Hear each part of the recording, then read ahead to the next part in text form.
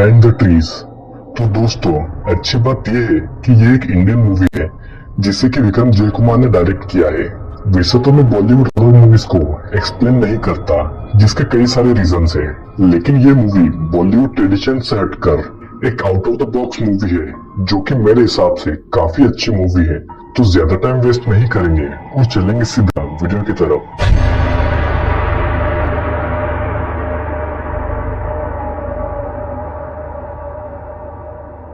Movie की starting में कुछ यंगस्टर्स को इंडिया के उत्तरी जंगली एरिया में दिखाया जाता है, जो कि वहां मौज मस्ती करने आए थे। वो सभी लोग ड्रिंक किए हुए थे कि तभी उनमें से माया नाम की एक लड़की को उल्टियां होने लगती है और उल्टी करते वक्त माया को अपना हैंडबैग जंगल की झाड़ियों में दिखता है, जिसे देखकर वो चौंक जाती है। और जब वो उसे लेने जंगल की झाड़ियों में जाती है तो उसकी एक जोरदार चीख उसके दोस्तों को सुनाई देती है और वो सभी लोग माया को ढूंढने झाड़ियों में चले जाते हैं, जिसके पार उन्हें झाड़ियों के बीचों बीच एक ईंटों से बना लॉकर दिखता है, जिस पर कि बाहर से ताला लगा हुआ था और कोई अंदर से उसके दरवाजे को पीट रहा था। सभी को लग रहा था कि माया उस लॉकर में बंद है और वो सभी लोग वहाँ का ताला तोड़ने की कोशिश करते हैं। और झाड़ियों में से फिर एक जोरदार आवाज आती है, जिसकी ओर मुड़ने पर वो देखते हैं कि माया झाड़ियों में से बाहर आ रही है। और अगर माया बाहर ही थी तो उस लॉकर के अंदर कौन था? और तभी अचानक उस लॉकर का दरवाजा अब कोई जोर जोर से पीट रहा था, जिससे डरकर सभी वहां से भाग जाते हैं। वो दरवाजा पीटने की आवाज तेज होती जाती है। तो क्या था उस दरवाजे के पीछे उस लॉकर में, ये तो वीडियो के एंड में ही पता चलेगा, तो वीडियो को एंड तक जरूर देखेगा। अब यहाँ से सीन कट होकर 2 हफ्ते पहले लॉस एंजल्स में आ जाता है, जहाँ पर जय नाम का एक म्यूजिक डिजाइनर अपना फ्लैट कम वर्क प्लेस में था, जहाँ पर उसे अपनी गर्लफ्रेंड का नोट मिलता है और वो उसे अपने हॉस्पिटल बुलाती है। जब जय हॉस्पिटल पहुंचता है तो उसे अपनी गर्लफ्रेंड एमी से एक सरप्राइज बर्थडे केक मिलता है, जो कि एक इंडियन जंगल के शेप में था। एमी एक फिजिशियन थी, जिसका ज्यादातर समय हॉस्पिटल में अपने पेशेंट की देखरेख में ही गुजरता था, जिससे कि वो जय को भी टाइम नहीं दे पाती थी। और इसीलिए उसने जय के लिए एक बर्थडे गिफ्ट भी प्लान किया था, जिसमें कि वो पूरे 1 हफ्ते के लिए इंडिया जाने वाले थे और वहां पर वो इंडियन वाइल्ड लाइफ को एक्सप्लोर करेंगे। जय के बर्थडे के 2 ही दिन बाद एमी और जय इंडिया के लिए निकल जाते हैं और इंडिया पहुंचने के बाद वो अपने रिजॉर्ट के लिए निकलते हैं, जहां रास्ते में वो रूरल इंडिया को देखते हैं, जो एमी के लिए एक अलग ही एक्सपीरियंस था। और तभी उन्हें रास्ते में कुछ लोग दिखाई देते हैं, जो कि अपने चेहरे के पीछे एक मुखौटा लगाए कहीं पर जा रहे थे, जो एमी और जय दोनों को काफी अजीब लगता है। फिर वो फाइनली अपने रिजॉर्ट पहुंच जाते हैं, जहाँ पर उनका इंडियन ट्रेडिशन में वेलकम होता है। वो रिजॉर्ट की मैनेजर उन्हें नवीन से मिलवाती है, जो कि उनकी हेल्प के लिए हर वक्त मौजूद रहेगा। फिर नवीन उन्हें पूरा रिजॉर्ट दिखाता है और उन्हें रास्ते में बताता है कि वो लोग ऑफ सीजन में यहाँ पर आए हैं, जिसके कारण पूरे रिजॉर्ट में 2 रूम के अलावा सभी रूम खाली है, इसीलिए स्टाफ भी कम कर दिया गया है। और बात करते करते जय नवीन और उसके घर के बारे में पूछता है, जिस पर वो कहता है कि वो नदी के उस पार वाले गांव में रहता है, जो कि इस जंगल का एकमात्र गांव है। फिर नवीन जय और एमी को उनके रूम में छोड़कर वहां से चला जाता है और रूम में आने के बाद जय देखता है कि यहाँ पर फोन में सिग्नल नहीं है और एमी जय के काफी क्लोज आती है कि तभी वहां का दरवाजा अपने आप खुल जाता है और दोनों को लगता है कि शायद नवीन वहां पर होगा, लेकिन वहां जाकर देखने पर उन्हें कोई नहीं दिखता और जल्दी ही रात भी हो जाती है। और ऐसे ही वहां आसपास के लोगों और इंडिया के ट्रेडिशन को एक्सप्लोर करते करते कुछ दिन यूं ही बीत जाते हैं। फिर एक रात एमी जय के साथ एक फोक परफॉर्मेंस देख रही थी और वो जय से ये कहती है कि वो इंडिया को काफी मिस करेगी। और हम देखते हैं कि एक आदमी काफी देर से दोनों को घूर रहा है, जिसका उन्हें बिल्कुल भी पता नहीं था। फिर अगली शाम जय एमी की आंख पर पट्टी बांधकर उसे रिजॉर्ट से काफी दूर एक वाटरफॉल पर ले जाता है और उसे शादी के लिए प्रपोज करता है। लेकिन एमी जय से कहती है कि वो उसे प्यार तो करती है, लेकिन शादी नहीं कर सकती,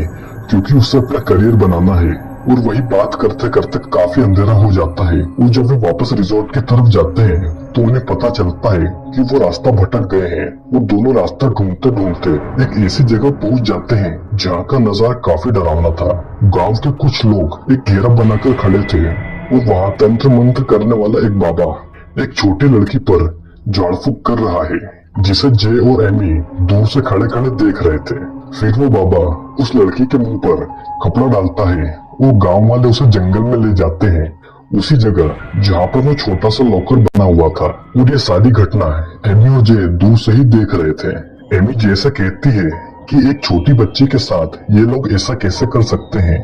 जिस पर जे उसे समझाता है कि ये लड़की बुरी आत्मा से पोजेस्ड हो चुकी है और ये सब तांत्रिक की मदद से उसे ठीक करने की कोशिश कर रहे हैं। लेकिन एमी से सिर्फ एक अंधविश्वास कहकर उन सब लोगों के वापस जाने के बाद उस लड़के को वहां से बाहर निकालती है और वो चोरी छुपे वापस अपने रिजॉर्ट में आ जाते हैं और साथ में उस लड़की को भी ले आते हैं, जिससे कि काफी तेज बुखार आ रहा था। और एक डॉक्टर होने के नाते एमी उसे वहाँ ऐसी हालत में छोड़कर नहीं आना चाहती थी। फिर एमी उसे बेड पर सुलाती है और कुछ दवाइयां ढूंढती है, लेकिन वो लड़की कुछ ही सेकंड में बेड पर बैठ जाती है, जिससे कि एमी चौंक जाती है। वो लड़की कुछ नहीं बोलती और एमी उसे दवाई देकर सुला देती है। फिर एमी जे के साथ बात कर रही होती है कि तभी उसे उस लड़की की तेज आवाज आती है, जिससे वो भागकर उसकी तरफ जाते हैं और वो लड़की जोर जोर से चिल्ला रही थी कि वो आ रही है, वो आ रही है। फिर एमी उसे जैसे तैसे फिर से सुलाती है, लेकिन रात में जब सब सो जाते हैं तब वो लड़की उठकर पास में रखी रॉकिंग चेयर पर बैठ जाती है, जिससे कि एमी डर जाती है। इस लड़की का नाम आशा था और वो एमी को एक कहानी सुनाती है, जिसमें आशा एमी से कहती है कि उन्हें पेड़ों के पीछे नहीं देखना चाहिए था। जब आशा जंगल के रास्ते से होकर गांव के बाजार में फल बेचने जाया करती थी और हमेशा उसकी माँ उससे ये कहा करती थी कि कभी जंगल में पीछे पलटकर मत देखना, क्योंकि वो उनके पीछे छुपा करते हैं और वो नहीं चाहते हैं कि इंसान उन्हें देख ले। आशा आगे बताती है कि एक दिन जब वो जंगल के रास्ते जा रही थी तो उसकी गुड़िया पीछे गिर गई और वो उस गुड़िया को पीछे पलटकर वापस लाना चाहती थी, लेकिन उसे अपनी माँ की कई बातें याद आ जाती है और वो अपने दुपट्टे में लगे एक छोटे से आईने में पीछे दिखती है, जहाँ उसे डरावनी औरत दिखाई देती है, जिससे कि आशा घबरा जाती है और पीछे पलटकर देख लेती है। फिर एमी आशा से आगे की कहानी पूछती है, लेकिन आशा नींद का बहाना बनाकर सो जाती है और कहानी आधी अधूरी छोड़ देती है। अगले दिन जय एमी से कहता है कि वो एमी को प्रपोज करने के लिए इतनी दूर आया और अगर वो हाँ कह देती तो वो जंगल में नहीं भटकते और ना ही उन्हें वो लड़की मिलती और वो इस झंझट में पड़ते। और तभी अचानक जय को लगता है कि कोई उसका गला दबा रहा है, लेकिन वहाँ तो कोई नहीं था। और जब जय आईने में देखता है तो उसके गले पर किसी की उंगलियों के निशान थे। आशा को कल रात की घटना के बारे में कुछ भी नहीं पता था और वो एमी और जय से वापस अपने घर जाने को कहती है, लेकिन एमी जय से कहती है कि अगर आशा को उन्होंने ऐसे ही छोड़ दिया तो गांव वाले फिर उसके साथ वही हरकत करेंगे। और वो जय से ये भी कहती है कि वो रिजॉर्ट की बुकिंग को एक हफ्ते के लिए और बढ़ा दे, ताकि वो आशा के साथ रहकर उसे पूरी तरीके से ठीक कर सके। फिर जय नवीन के साथ जंगल में कुछ फोटोज क्लिक करने जाने लगता है कि तभी आशा उससे कहती है कि उसके पापा कहा करते थे कि जंगल में कई सारी बुरी चीजें हैं और रात के समय सीटी बजाने से बुरी आत्माएं सामने आती है। हमने देखा था कि आशा पजेस्ड थी और तांत्रिक उसका भूत भगा रहा था, लेकिन एमी और जय के साथ वो बिल्कुल ही ठीक थी और वो ये समझ रहे थे कि एमी शायद सदमे में है, इस कारण से वो ये कहानी सुना रही थी। लेकिन सच क्या था ये तो वीडियो के एंड में ही पता चलेगा। अब आगे हम देखते हैं कि जय नवीन के साथ जंगल में जा रहा था और नवीन ने अपने सिर के पीछे एक मुखौटा लगा रखा था और जब जय इसके बारे में उससे पूछता है तो नवीन कहता है कि इसके दो कारण है। इस मुखौटे से जंगल में रहने वाले शेर पीछे से हमला नहीं करते और दूसरा कारण ये था कि जंगल में रहने वाली आत्माएं भी उनके पीछे नहीं आती। नवीन जय को अपना गांव दिखाने ले जा रहा था, लेकिन रास्ते में नवीन जय के गले पर बना निशान देख लेता है और एक चाकू उसकी ओर करके उस निशान के बारे में पूछता है, जिस पर जय एक बहाना बना देता है। इधर रिजॉर्ट में एमी आशा से बातें कर रही थी और उससे उस कहानी वाली औरत के बारे में पूछती है, जिस पर आशा कहती है कि वो औरत हकीकत में उसे दिखाई देती है और उससे बातें भी करती है, जिस पर एमी आशा से कहती है कि क्या वो उसकी बात उस औरत से करवा सकती है और आशा उसे नीचे रिजॉर्ट के गार्डन में ले जाती है और सीटी बजाने को कहती है और जब एमी ऐसा करती है तो वहां कोई नहीं आता। फिर आशा एमी को अपने साथ खेलने को कहती है और जब दोनों सीसॉ का मजा ले रहे थे तब आशा को एमी के पीछे वही औरत दिखती है और जैसे ही एमी पलटकर देखती है तो वहाँ कोई नहीं होता। यहाँ नवीन जय को उसका गांव दिखाता है और वो लोग गांव से होते हुए जंगल की ओर जाते हैं और वो ठीक उसी झाड़ियों के पास से गुजर रहे थे जिसके पीछे उस छोटे से कमरे नुमा लॉकर में आशा को बंद कर दिया गया था। जय तुरंत उन झाड़ियों के पीछे जाता है जिस पर नवीन उससे पूछता है कि उसे इस जगह के बारे में कैसे पता। फिर जय नवीन को कल रात हुई घटना के बारे में पूरी तरीके से बताता है और वो ये भी कहता है कि उन्होंने अंदर फंसी बच्चे को बाहर निकाला, जिससे नवीन समझ जाता है कि जय के गले पर बना निशान उसी लड़की ने दिया है। जय आगे कहता है कि एमी उसका ट्रीटमेंट अच्छी तरीके से कर रही है और वो जल्दी ही उसे उसके माँ बाप के पास पहुंचा देंगे। फिर नवीन आगे बताता है कि उस बच्चे की कोई भी फैमिली नहीं है, उसकी सिर्फ एक माँ थी, वो भी कई साल पहले जंगल में मारी गई, जो कि जंगल से ही लकड़ी उठाने का काम करती थी। फिर आशा को गांव के ही एक परिवार ने गोद लिया और एक दिन आशा को सभी ने जंगलों में घूमता देखा और उसे कई डॉक्टर्स के पास ले जाया गया, लेकिन उसका इलाज संभव नहीं हो पाया। एक दिन आशा ने उस घर में आग लगा दी, जिससे कि उसे पालने वाली फैमिली अंदर ही जिंदा जलकर मर गई। आशा ने उन्हें ही मार डाला जो कि उसकी देखरेख कर रहे थे और जब आशा से इसका कारण पूछा गया तो उसने ये कह दिया कि वो बस उन्हें बचा रही थी। नवीन जैसा कहता है कि उन्हें उस लड़की को वापस इस लॉकर में बंद करना होगा और ऐसा नहीं करने पर सभी की जान को खतरा है,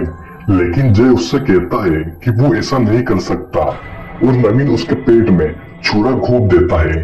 इधर रिजॉर्ट में एमी आशा के साथ अकेली थी और जब वो उससे पूछती है तो आशा बताती है कि वो अपनी माँ से बातें कर रही है और उसकी माँ उससे एमी को मारने को कह रही है और ऐसा नहीं करने पर वो जबरदस्ती एमी को चोट पहुंचाएगी। एमी आशा से पूछती है कि क्या उसकी माँ अभी भी इस कमरे में है और तभी आशा फिर से पजेस्ड होने लगती है। एमी आशा को बचाने के लिए गांव वाले तांत्रिक की ही तरह उस पर झाड़ फूक करती है, जिससे कि आशा शांत हो जाती है और एमी को लगता है कि आशा ठीक हो गई है। फिर वो बाथरूम में जाकर जय को कॉल करती है, जिसमें उसे जय का वॉइसमेल मिलता है और वो ये कह रहा था कि जितना जल्दी हो सके यहाँ से भाग जाए। और जब एमी वापस बाहर आकर देखती है तो पाती है कि आशा चेयर पर बैठी है और जोर जोर से हिल रही है और उस कमरे में सभी दूर लकड़ियां ही लकड़ियां पड़ी है। तभी नवीन वहां आता है और एमी से कहता है